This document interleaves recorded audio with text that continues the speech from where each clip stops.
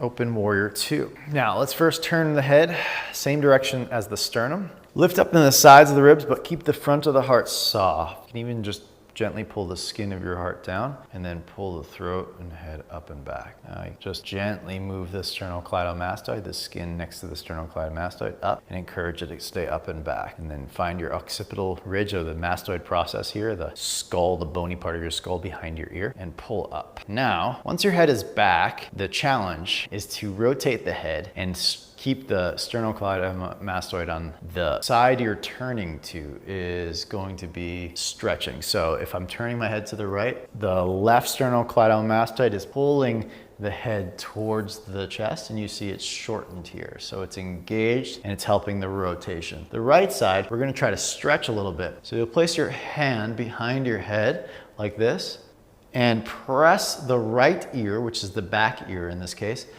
back towards your left shoulder. Then take your right arm out in front and release the shoulder down. It'll tend to ride up. Pull the shoulder down and then press the head straight back. And I suggest stop sign hand in the right arm. You'll get a little stretch underneath the right armpit all the way through the elbow. Pressing the head straight back towards your left shoulder. Now, keeping the head pressing straight back, also think about the right ear will tend to fall down like this. So you'll tend to kind of do this. Lift the right ear, the back ear that you can't see mine, up, away from the back. Then take the left hand out, stop sign arms. So the back of the neck lifted, the head is moving back towards the back shoulder. Right ear, which is the one on your back side, lifting up. Now, when you bow, try to bring the head and throat up like so, whoop, and then start to bring the chin to the chest once the head and throat are up. So bow forward, pull the ribs back, flexing the spine, and then instead of bringing your head towards your chest, bring your chin and throat back, and then lengthen the skull.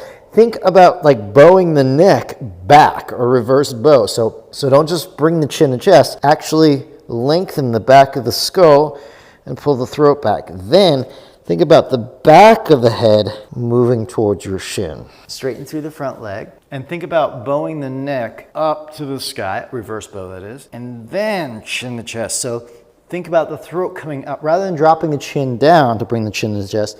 Throat up and then spin it on its axis to go chin to chest. That's a very different feeling, okay? So rather than like leading with the head down and then chin to chest, go head back, then chin to chest, and flex the whole spine. So reverse bow in the thoracic, reverse bow in the cervical. Cervical is neck. So think about the center of it pushing back while you take the two ends and bring them closer. Rise, high lunge, inhale.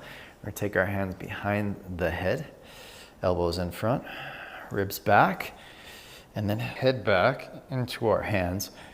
And use your hands to just kind of encourage the back of your neck to lift, and then bring the throat back and look up slightly. And we're here isometrically engaging the back of the neck. So I'm pressing the head back into my hands. Actively, the hands are creating a gentle resistance so that I can warm up the muscles at the back of the neck, splenius muscles there.